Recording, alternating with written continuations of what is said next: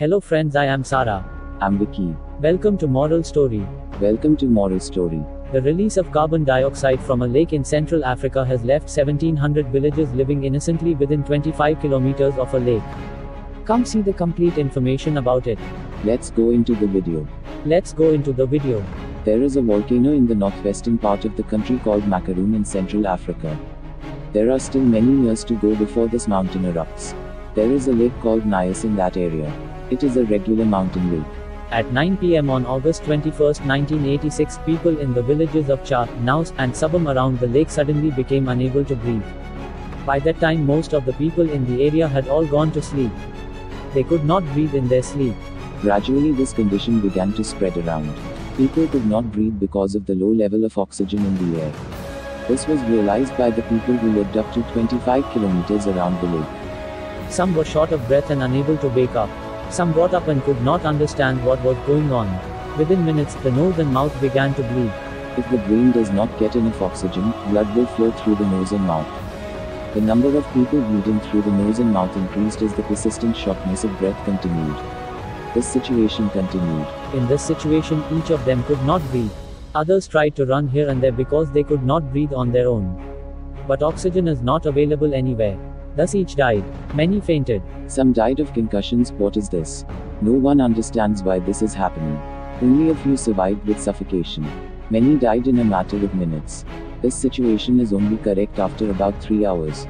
Within about 1 hour of the onset of the suffocation in an area of about 25 kilometers around the lake, everyone fainted. Many have died. Almost everyone had blood coming through their nose, mouth, and even ears. After about 3 hours, the oxygen started to spread again in the area. Only a few of those who fainted after that began to drown. Many died of unconsciousness. People tried everything, not knowing what had happened at midnight. Many mourned the loss of their relatives and family. They could not understand why this happened and what was going on around us. The news spread outside in the early hours of the morning. Only then did the people of that village find out that this had happened not only in that village but in many villages around them. Not only this, the animals, birds, and even the insects in those villages were found dead in it. Scientists came and studied this. Couldn't find anything at first. Only later did autopsies reveal that they had all died without access to oxygen. Scientists then discovered a lack of oxygen in the atmosphere after investigating what had happened to the living.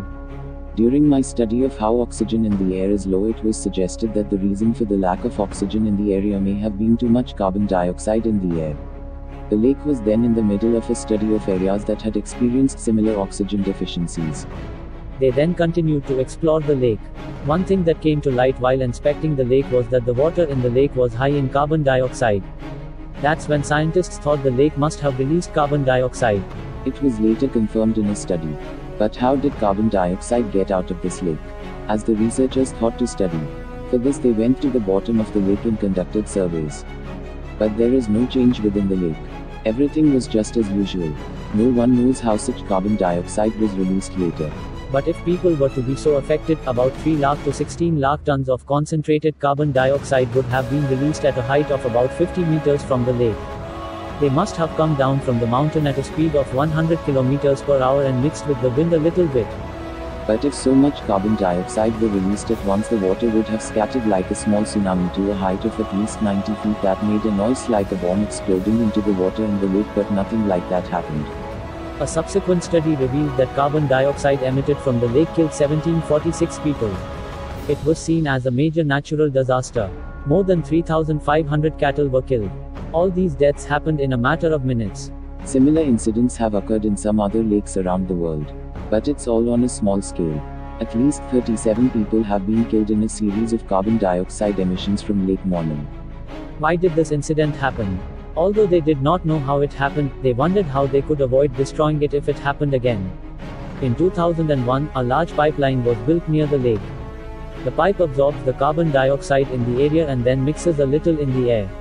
Scientists say that if such a catastrophe strikes the lake again, people could avoid dying from it. How is this carbon dioxide mixed in the air? Why not find a scientific reason for this? Why are people not aware of such a catastrophe? There is no answer to any of these. Everything is an endless mystery.